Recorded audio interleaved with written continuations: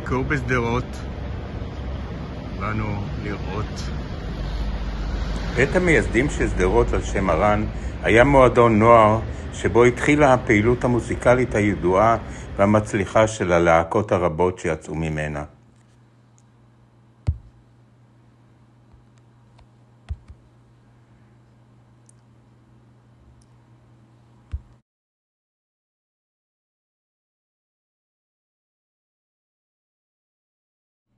השביעי באוקטובר פגע קשות בשדרות. אחרי שנים רבות שהם סבלו ממתקפות טילים, הגיע החמאס לעיר וקרבות היו בעיר. והמקום שבו הייתה המשטרה שנהרסה הוקמה כיכר הנצחה.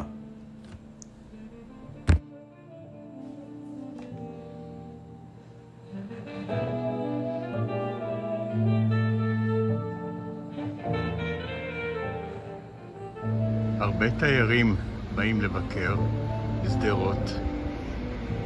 כאן עמדה המשטרה שנהרסה והפך לאתר הנצחה.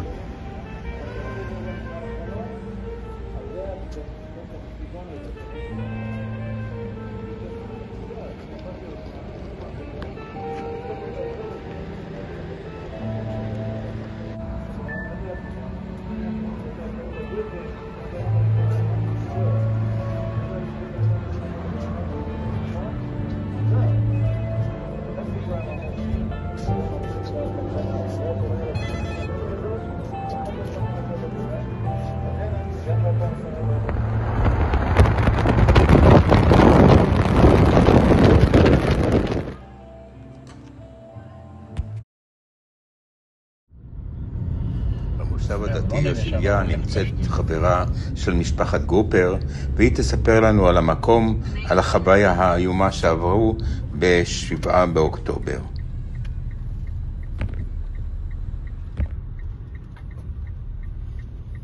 רקע נתיבות, אנחנו ביישוב כפרי שעבר משהו ב7 לאוקטובר. והנה כל הקבוצה, והמדריכה היא חברה של הבת של אביבה. אנחנו כזה קצרים בזמן, אני קצרה בזמן וגם אתם, אז קוראים לי ליאת שי, אני גרה פה בבית שמאחוריכם, הבית בצבע תכלת הגבוה. יש לי 10 ילדים, יש ילדה של צלחי. כן יבוא. דור שלישי לשואה מ4 כיוונים. It's a dirty job, but somebody's got to do it, מה שנקרא. אני חוזרת בתשובה, נולדתי, גדלתי בהולנד, להורים יורדים, ואני אלמנה. בעלי נפטר לפני 3 שנים, כשהייתי חודש אחרי לידה, אלמנה אזרחית, מה שנקרא, הוא נפטר ממחלה. היה לוחם דובדבן, פוסט-טראומטי, מהקמת היחידה ממש. ואנחנו רוב חיינו גרנו בתל אביב, אחרי שהיינו בשליחות בהודו, ולפני 7 שנים עברנו לעוטף. קנינו פה לפני 14 שנים, מטעמים אידיאולוגיים של ליישב את חבל הארץ הזאת. לפני 7 שנים עברנו לפה,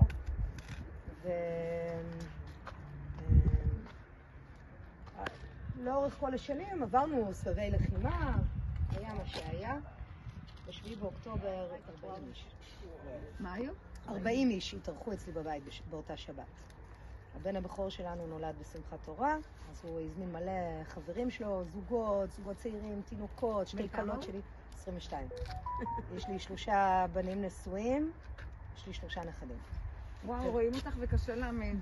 שיהיו באים, בכלל, ילד בן 22, זה לא... כן, כן, מושגים אחרים. ו2 כלות שלי היו בהיריון, אני, כמו שאתם רואים אותי, ככה גם אני מרגישה. אני הכי טוב לי עם חבר'ה בני 20. וישבתי איתם עד 4 בבוקר, ו6:30 בבוקר התעוררנו מירי מסיבי, שלא הכרנו, כמותו. ומיד ירדתי למטה, אבא שלי ישן בממ"ד, אמרתי לו, אבא, אמא שלי גם נפטרה לפני כמעט 6 שנים, אז אבא שלי היה פה, אמרתי לו, אבא, יורים עלינו. הוא זוכר את המשפט הזה, שנכנסתי, אמרתי לו, אבא, יורים עלינו. של קצינים בצה"ל שגרים פה, ושל הרב שץ. הם ידעו כל אחד איפה גר, באיזה בית. כמה תושבים יש בכביש? אני לא יודעת בדיוק, 200 משפחות. הוסקו פה. כולל ההרחבה, שזה עיקר. הוסקו פה תושבי עזה? מה? תושבים מעזה הוסקו פה, אני מנסה לחשוב מאיפה כל לפעמים, המידע הזה. כן, כולם. כל השנים הם עשו מידע. וזה לא רק תושבי עזה, למה הם לא פשוט ירדו מהכביש והגיעו לפה הכי קל? הטעיות את לא יכולה להגיע. לא, הם לא תכננו כנראה. לא הם תכננו להיכנס בוודאי שהם יכלו להגיע ועם אופנועים, וזה לא היה להם שום בעיה להגיע. היום יודעים שנכנסו לפי תוכנית מסודרת, אז כנראה זה לא היה בתוכנית, בהתחלתית לפחות. לא, היה תוכנית לנשק. היא חברה של הבת שלה. היא חברה מאוד מאוד טובה של צבא. מדברת על אבא שלה. אבא שלי שהוא נלחם בתעלת סואץ במלחמת יום כיפור וטען 50 שנה שהוא לא פוסט-טראומטי מהמלחמה. התעורר לו, מה זה התעורר לו? אז הוא מיד פותח את הטלפון והתחיל להגיד לנו, יש השתלטות על תחנת סדרות, תחנת משטרת סדרות, יש חטופים, יש שבויים, נכנסו ליישובים. אמרתי לו, אבא, די להמציא. לא צריך להגזים, תכבד את הטלפון. שלא היה כיתת כוננות, כן? הכיתת כוננות זה אנשים שיש להם נשק, 3 אנשים עם אקדח, 1 בצה"ל, 2 על אזרחי, אבל לא, אין משהו מאורגן, אין שום דבר. 9 בבוקר הם הגיעו אליי, אמרו לי, הגיע למושב מישהי בהתקף חרדה, הגיע מאיזה מסיבה. את מוכנה לבוא להרגיע אותה? אמר לי, כן.